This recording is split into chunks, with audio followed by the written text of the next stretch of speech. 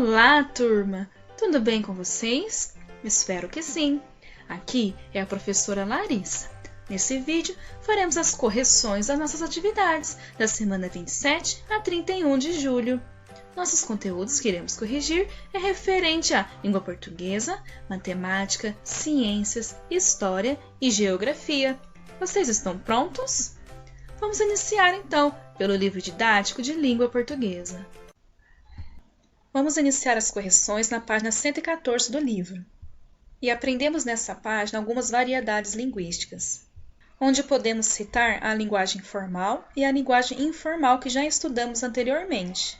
Vale lembrar que a linguagem formal é usada com mais seriedade e a linguagem informal é usada nas linguagens do dia a dia, do cotidiano, ou seja, mais espontânea e descontraída.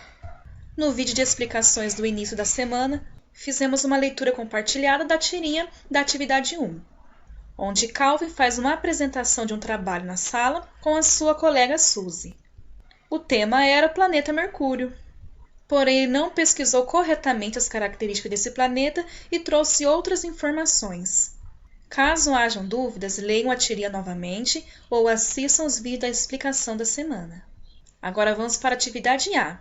Para apresentar seu trabalho, que linguagem seria mais adequada para Calvin utilizar, mais formal ou mais informal e por quê?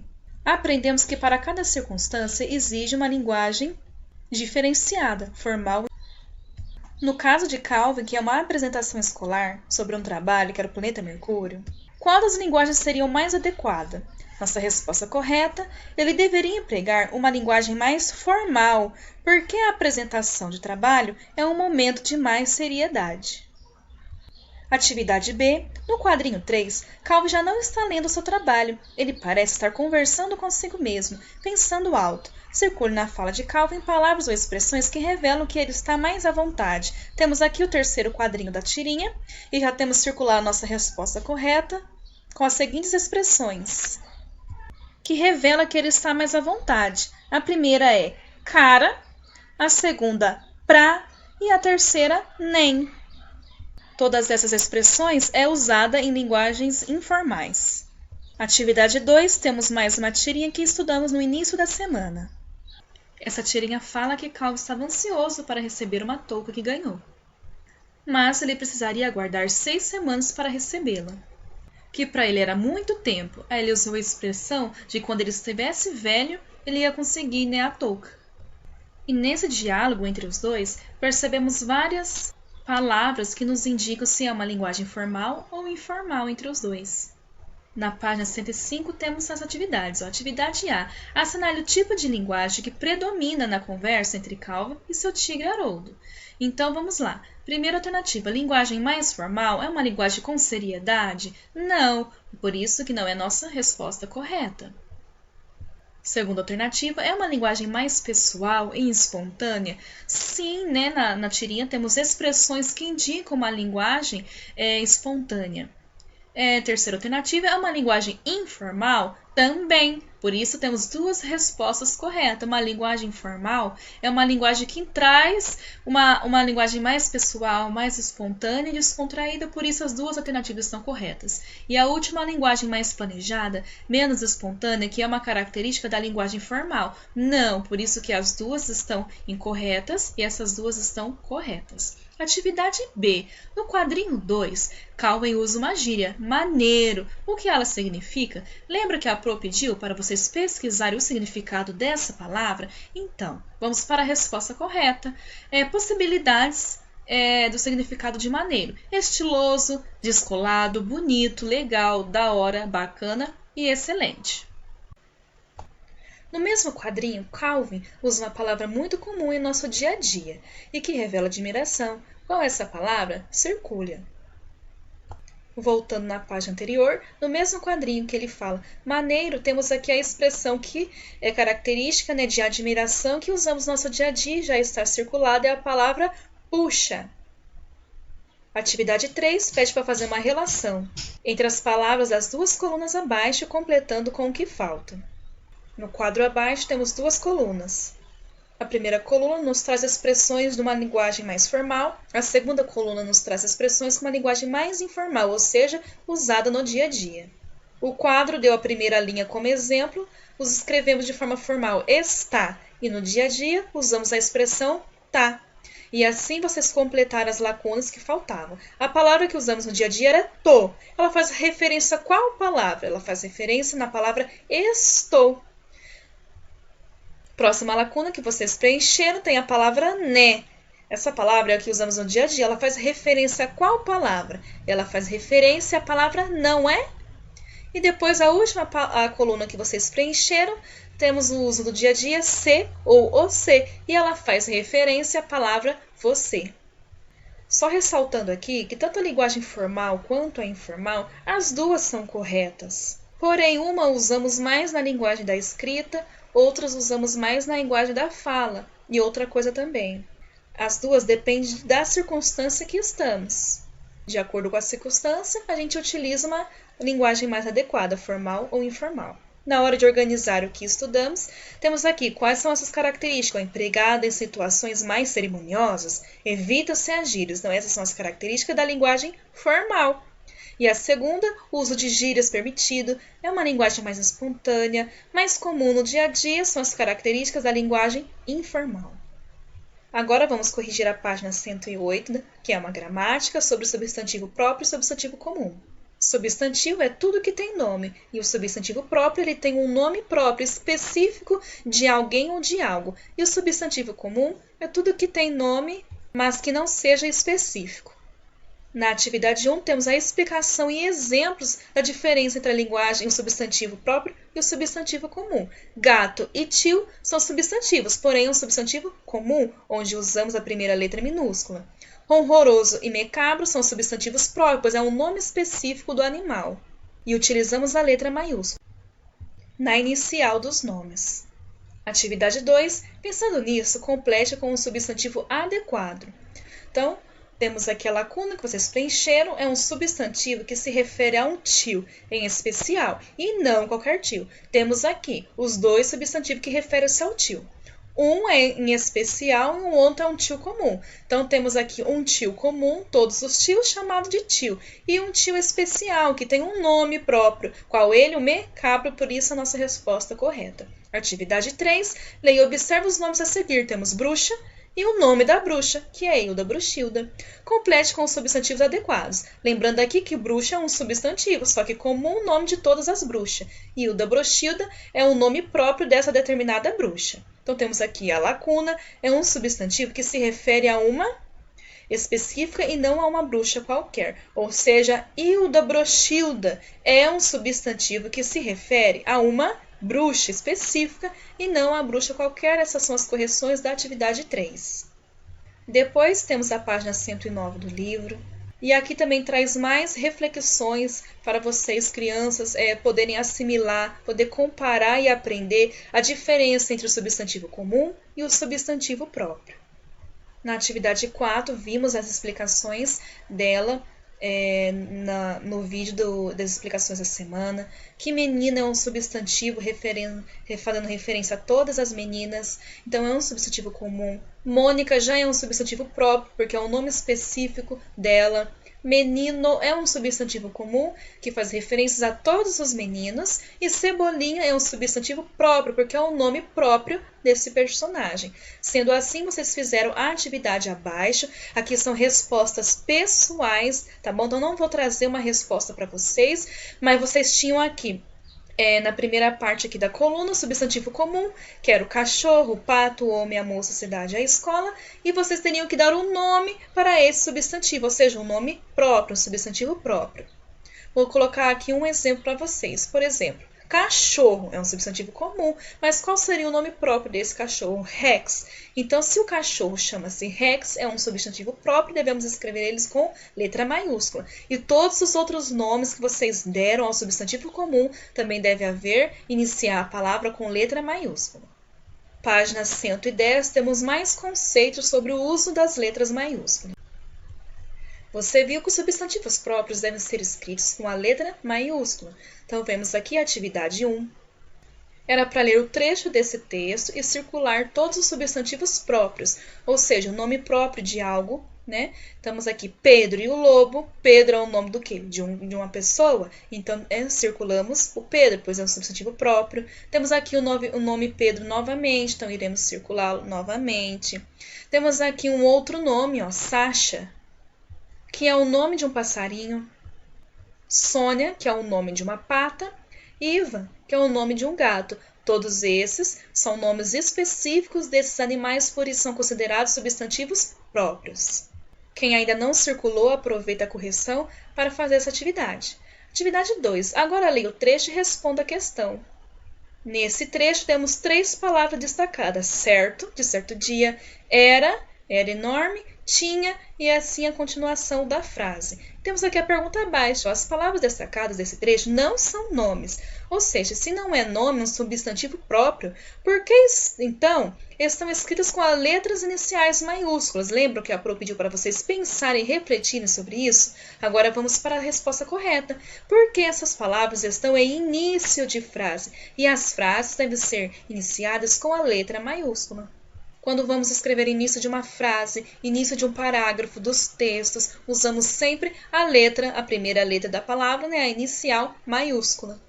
Não devemos nunca nos esquecer dessa regrinha.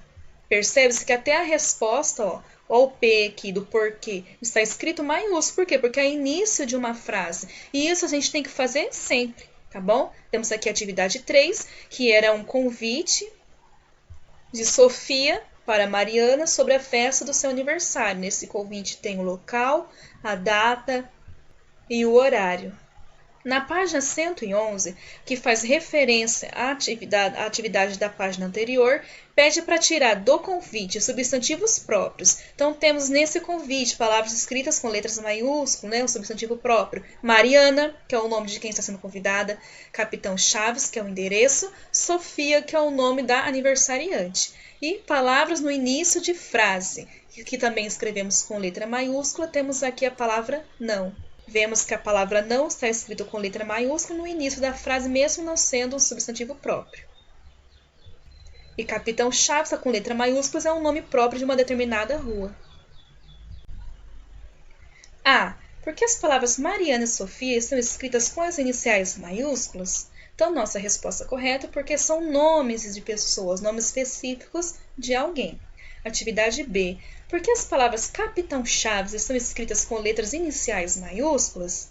Porque fazem parte do nome de um lugar, isto é, de uma rua. Atividade C. Há algumas informações que não podem faltar em um convite. Releia o convite da página anterior e preencha os espaços com as informações pedidas. Aqui pergunta qual era a data do aniversário. Então, nossa resposta correta, de acordo com o convite, dia 8 de novembro. Qual era o horário? Às 15 horas ou 3 horas da tarde. Local do evento: a rua Capitão Chaves, o número da casa 512. Qual era o nome da aniversariante? Sofia. Quem estava sendo convidada? Mariana. Então aqui aprendemos um pouco sobre os substantivos próprios e os substantivos iniciais, né, que se iniciam com a letra maiúscula, que são no começo da frase. Agora vamos para as correções das atividades de matemática. Vamos dar início na página 218, onde fala sobre os relógios e alguns diferentes tipos de relógio. Espero que vocês tenham lido o texto, achado interessante e grifado as partes importantes. Nesse texto temos 5 diferentes tipos de relógios. E lá embaixo temos 2 atividades. Atividade A. Você já viu algum dos relógios apresentados no texto? Converse com os colegas e o professor, que é uma resposta pessoal. Vocês podem estar falando que sim ou que não. Por exemplo, sim. Né? Por quê? Porque eu já vi algum desses relógios. Qual? O relógio digital, né? Eu já vi o relógio de bolso. Os outros, que é a ampulheta, clepsidra, relógio de sol, eu nunca vi pessoalmente. Tá? Atividade B. Que horas o relógio digital está marcando? Então, vemos aqui 5. Qual é o digital? Este aqui, né? O relógio digital. Qual é o horário que ele está marcando? O relógio digital está marcando 9 horas. E o relógio de bolso? Vemos aqui nas imagens, este aqui é o relógio de bolso. E ele está marcando 11 horas. Página 219. Temos a atividade 2, onde fala sobre Ulisses, que ele trabalha numa loja que vende diferentes tipos de relógios, como podemos ver na imagem. E ele dá umas explicações sobre como funciona o horário após o meio-dia, e que a professora também explicou para vocês no vídeo de explicações da semana. Referente a esses conteúdos, vamos corrigir a atividade A e B.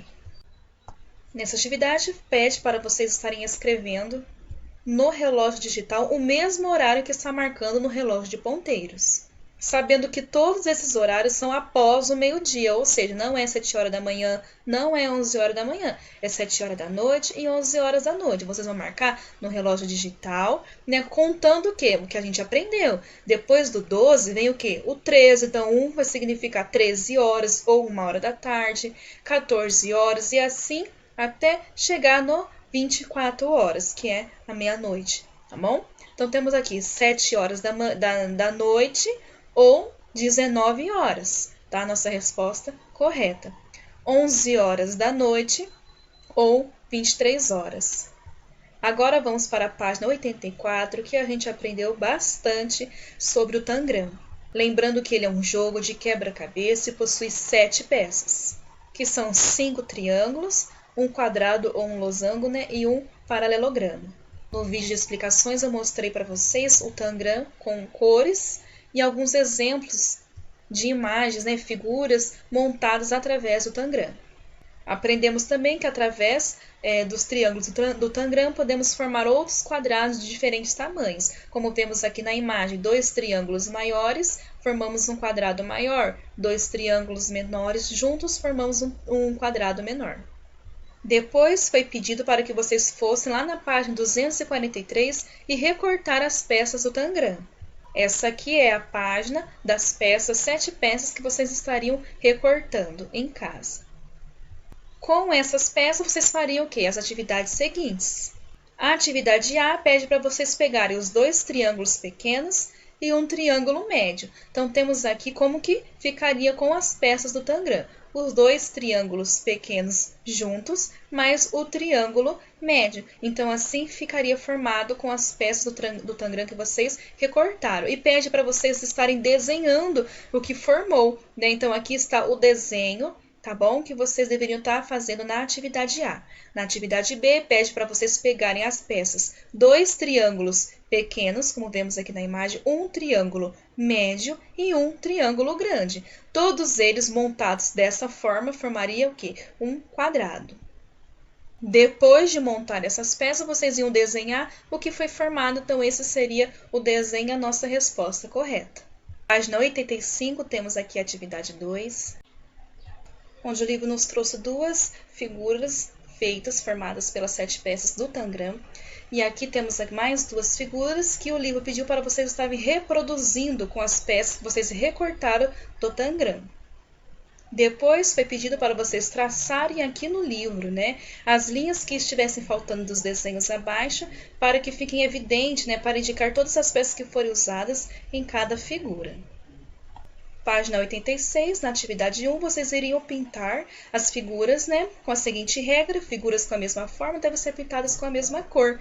Então, temos aqui 3 formas diferentes. Então, vocês iriam usar 3 cores diferentes para pintar os quadrados, outra cor para pintar os triângulos, outra cor para pintar os hexágonos, né? Temos aqui o mosaico que você pintou. É formado por quais figuras geométricas planas? Então, de acordo com a imagem e com a explicação do vídeo da semana, são formados pelo quadrado, pelo triângulo e o hexágono. Atividade 2, usando mais de uma peça do Tangram que vocês recortaram, monte um triângulo, depois desenhe sua solução. Aqui são as possíveis respostas que o livro nos ofereceu. Então, temos aqui 3 triângulos diferentes. Vocês podem ter usado alguma dessas opções para estar realizando a atividade 2. A primeira opção era fazer um triângulo pequeno com 2 triângulos pequenos juntos, um triângulo grande formado, ó, vocês podem ver pelos 2 triângulos grandes juntos do Tangram. E a terceira figura aqui, que temos 3 peças, 2 triângulos pequenos, como vocês podem ver, e aqui, ó, essa peça que está encaixada é o paralelogramo do Tangram.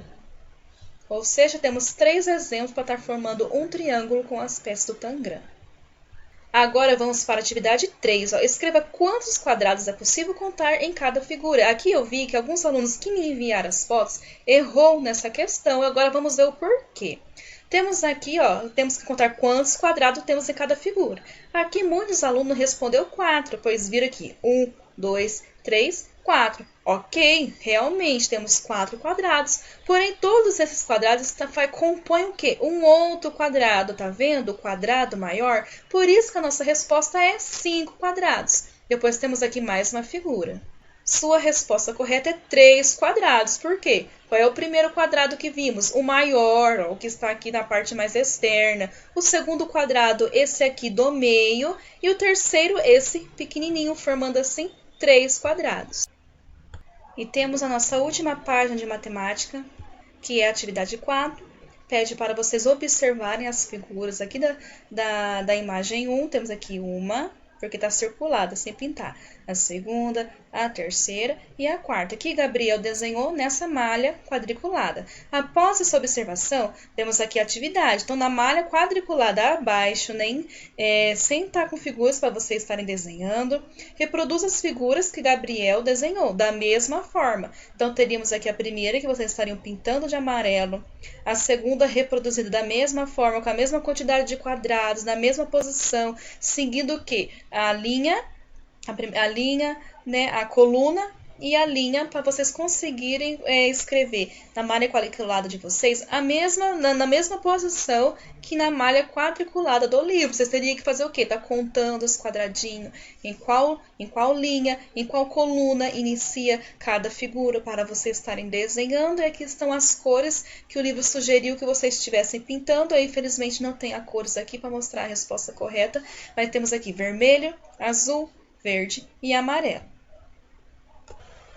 Agora vamos fazer as correções das atividades de ciências.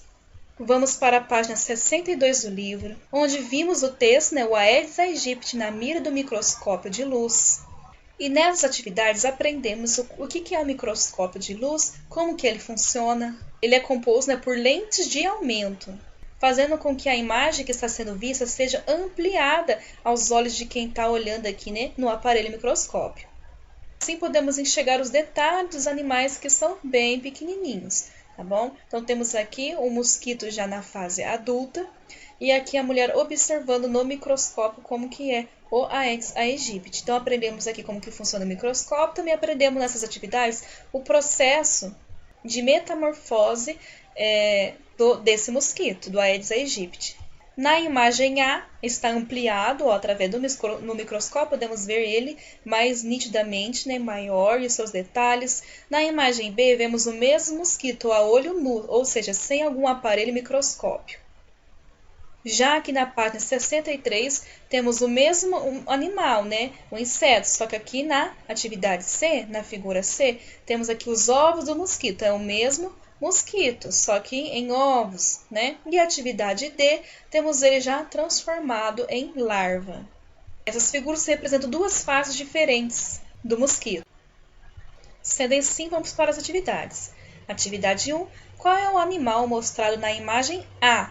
Como você descobriu essa informação? Então, voltando na imagem A, que animal é esse aqui que vemos? Então, temos aqui o Aedes aegypti, onde está escrito na legenda: observação de mosquito Aedes aegypti em um microscópio de luz, aumento de 8 vezes. Por isso que essa é a nossa resposta correta, o mosquito Aedes aegypti. Essa informação consta na legenda das imagens. Atividade 2. Se você fosse um cientista e tivesse de analisar detalhes da cabeça desse animal, qual das fotografias você observaria e por quê? Temos aqui a figura A e B, que são da outra página, C e D desta página. Nenhuma dessas tem o mecanismo do microscópio, mas nas figuras A temos. Pois é nessa figura A que temos aqui esse animal, só que aumentado 8 vezes. Através do microscópio, e assim conseguimos enxergar o quê? Os detalhes desse mosquito.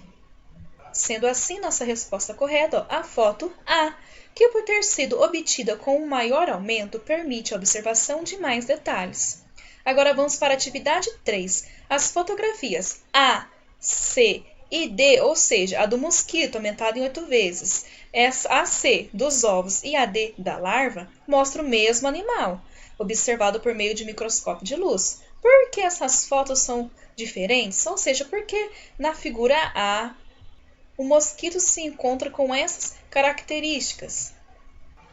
A C se encontra em ovos e a D se encontra em larva. Então, claro, né, nossa resposta correta, porque há diferenças de aumento e porque mostra o quê? Diferentes fases da vida do animal. Aqui está diferentes fases. A figura A representa a fase adulta desse animal. A figura C, ó, no processo ainda quando está em ovos. E a D transformado em larva. Então, diferentes fases do animal. Então, temos agora a atividade 4. A fêmea do Aedes aegypti põe seus ovos na água. Dos ovos nascem larvas, que vivem na água e vão se transformando em mosquito na fase adulta. Então, esse é o processo de reprodução do mosquito, do Aedes aegypti. Como se chama o processo em que a larva se transforma em um mosquito adulto? Todo esse processo, desde o ovo, né, até a fase adulta, ele é chamado de metamorfose. Lembra que estudamos nas atividades anteriores? Atividade B. O mosquito Aedes aegypti, que transmite a dengue, é um animal terrestre. Como você explica o fato de uma das formas de combate ao mosquito ser eliminar por focos de água parada? Ou seja, se ele é um animal terrestre, não é um animal aquático. Porque para combater o mosquito da dengue, devemos eliminar os focos de água parada. Eu acredito que vocês tenham feito essa reflexão antes de responderem essa atividade. Agora, vamos para a alternativa para a resposta correta. Uma parte do ciclo de vida do mosquito ocorre na água. Eliminar focos de água parada evita que as fêmeas depositem seus ovos e que, portanto, larvas se desenvolvam e se transformem em mosquitos. Então, a primeira fase do processo de reprodução, né, e o desenvolvimento do mosquito da dengue é na água, por isso que combatemos logo no início dessa fase, que é eliminando os focos de água parada. E temos até aqui nas imagens, né, tanto o ovo quanto a larva, os dois ficam o quê? Na água. No início do processo de desenvolvimento do mosquito Aedes aegypti. Página 64, temos aqui na atividade 1 os filhotes da tartaruga de couro e os filhotes do lobo-guará. Questão A. Esses animais nascem do mesmo modo? Explique. Não, nossa resposta é não, né? Não tem como. Por quê? A tartaruga de couro ela nasce do ovo e o lobo-guará nasce diretamente do corpo da mãe, ou seja, é um mamífero. E esse aqui, né, a tartaruga é um ovíparo.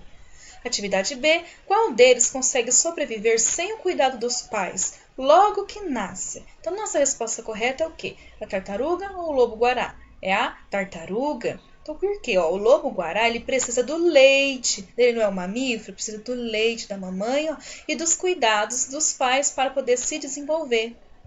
Atividade 2. Temos o texto falando sobre o vagalume. Espero que vocês tenham lido com atenção, ter compreendido para poder responder as atividades. Então, vamos para as correções. Atividade A. Sobre o que é esse texto, nossa resposta correta, sobre a luz emitida pelos vagalumes e sua importância na reprodução desses animais. Atividade B. Um duelo é uma disputa? No caso do texto acima, como são os duelos entre os vagalumes machos? Qual é o motivo da disputa? Converse com os colegas. Nossa resposta correta para essa interpretação, os machos duelam pescando com mais frequência e mais intensidade.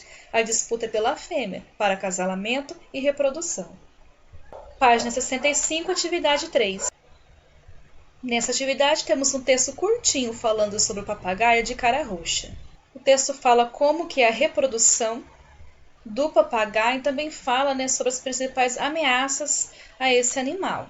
Então, após a leitura que vocês fizeram, né, vamos corrigir as questões. A.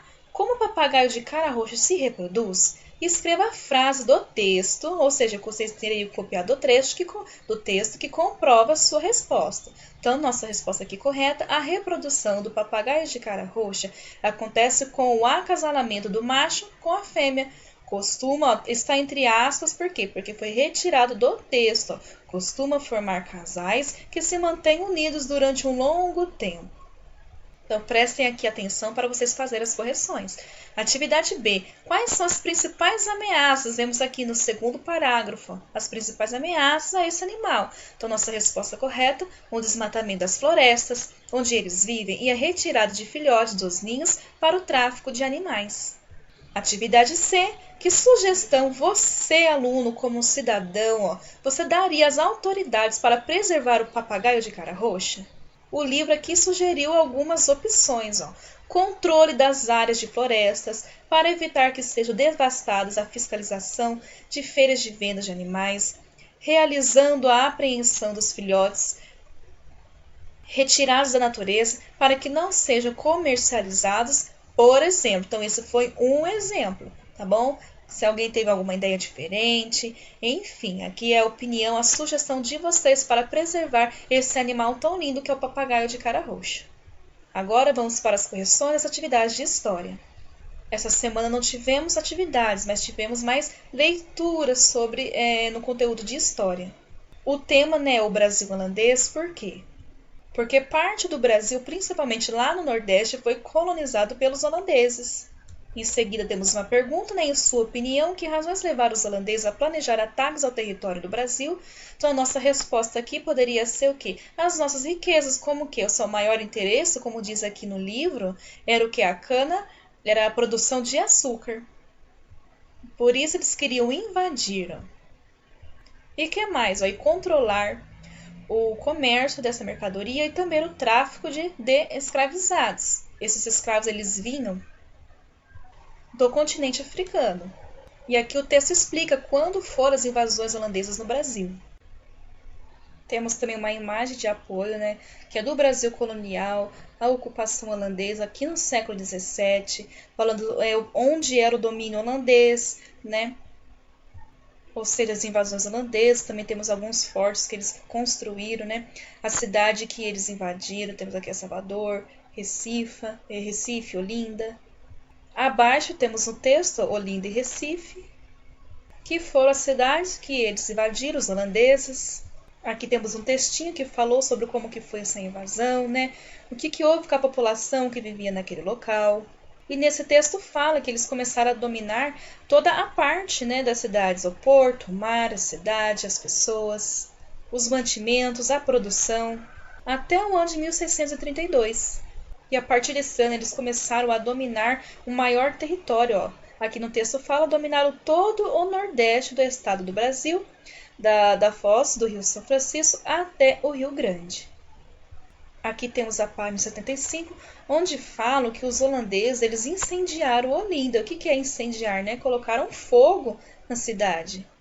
E ali moravam pessoas. Então, o que aconteceu? O resultado desse episódio foi o crescimento do Recife, que ficava perto de Olinda, que passou a ser a capital da capitania de Pernambuco.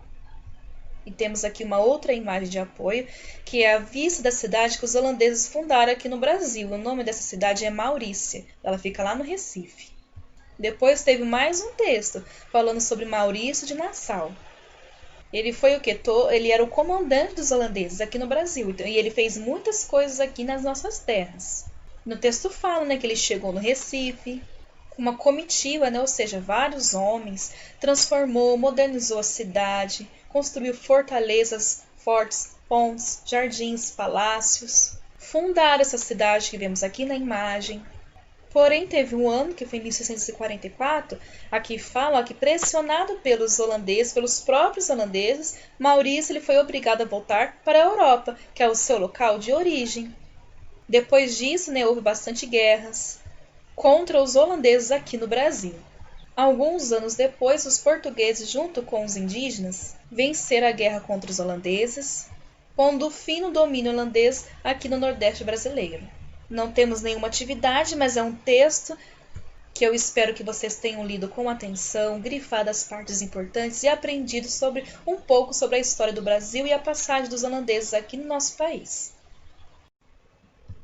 Agora faremos as correções de geografia. Iniciando na página 60, lemos o texto As águas na vida das crianças ribeirinhas. Ribeirinhos são todos aqueles que vivem às margens do rio Amazonas. E aprendemos com esse texto que esses rios influenciam na estrutura das casas dessa população, como por exemplo as casas de palafita, fornecem a alimentação da população, que é o peixe, e também o rio é muito utilizado para o transporte, como barcos e canoas. No último parágrafo fala sobre o calendário escolar, que é modificado dependendo do nível do rio. Se o nível do rio estiver em cheia, que é o período das chuvas, a água dos rios ela sobe e alaga muitas casas, forçando essa população a se mudar. Então, nesse período, há férias na escola.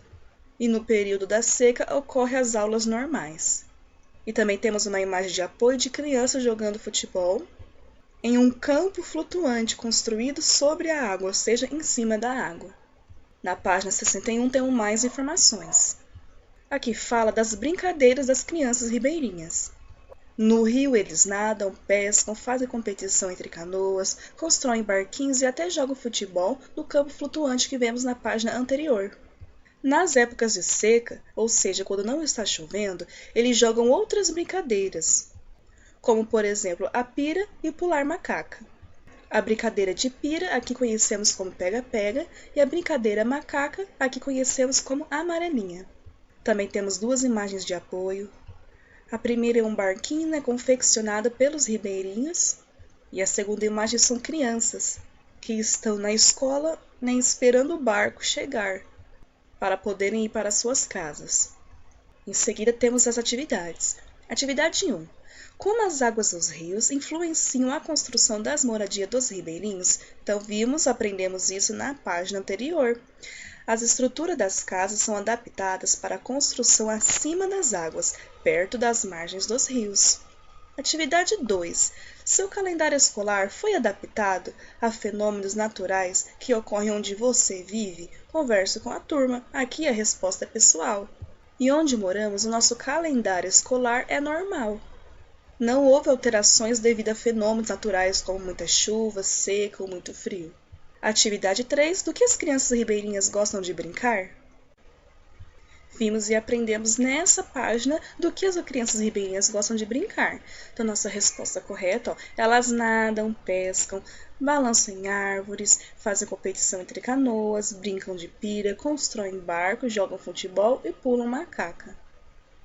Atividade 4. Você mora em uma comunidade ribeirinha? Onde você vive e é possível realizar as mesmas brincadeiras das crianças ribeirinhas? Aqui também é outra resposta pessoal, pois cada aluno que está lendo o livro mora num lugar diferente. A primeira pergunta da questão fala: você mora em uma comunidade ribeirinha? Então não, né? Nossa resposta é não. A segunda pergunta dessa questão: onde você vive é possível realizar as mesmas brincadeiras das crianças ribeirinhas? Algumas sim, nem todas. Quais são? Aqui podemos brincar construindo barquinhos, jogando futebol, só que não no campo flutuante, né? No campinho normal.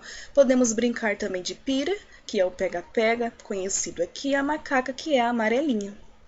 Atividade 5. Você também gosta de pular macaca e brincar de pira? Como são chamadas essas brincadeiras onde você vive? Aqui é uma resposta pessoal, vocês podem falar que gostam, se gostam desse tipo de brincadeira, e vão estar explicando como que chamam essas brincadeiras aqui, na nossa região.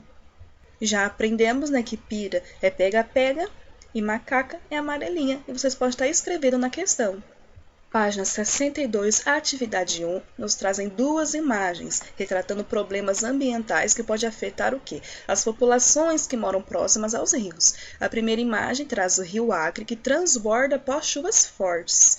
Tá bom? Então temos aqui a população que mora ao redor, né, ao torno do rio, e o rio transbordou. Então o que será que vai acontecer com essa população? Depois temos a imagem B, que fala sobre o rio Tietê, nessa região que fica em Pirapora do Bom Jesus, em São Paulo, onde o rio é bem poluído e moram pessoas em torno desse rio poluído. Depois temos duas questões, a A e a B. A pergunta: o que aconteceu em cada rio? Aqui não está escrito, mas a nossa resposta correta aqui. Na foto A, as águas dos rios transbordam, provocando uma enchente. Na imagem B, na foto B, o rio ele foi coberto pela poluição, né, jogada, despejada nas águas. Atividade B. Como esses problemas podem afetar a população que mora em torno desses rios? Então, na foto A, Um dos problemas pode ser a destruição das casas, né, das moradias por causa das enchentes, fazendo com que essas pessoas mudem de lugar morando em outro lugar. E na imagem B, a população pode ser afetada, né, por doenças por causa do rio poluído e tornando o uso desse rio impróprio, né, tanto para beber, consumir dessa água, além do cheiro desagradável, né, do cheiro ruim do rio que ele pode causar. Atividade 2. Observe as fotos e leia o texto, depois responda a questão. Temos aqui 2 fotos. A primeira foto fala sobre as nascentes, uma nascente de um rio. A segunda foto traz uma placa de combate às queimadas. Fogo? Apaga essa ideia, proteja a nascente do rio Riachão. Temos um texto de apoio, né, que eu li no vídeo de explicações, eu acredito que vocês leram na casa de vocês também. E depois temos uma questão, ó. Por que o fogo é uma ameaça às nascentes? Nascentes do quê? As nascentes dos rios. Vimos que as nascentes dos rios contêm muita vegetação ao seu redor.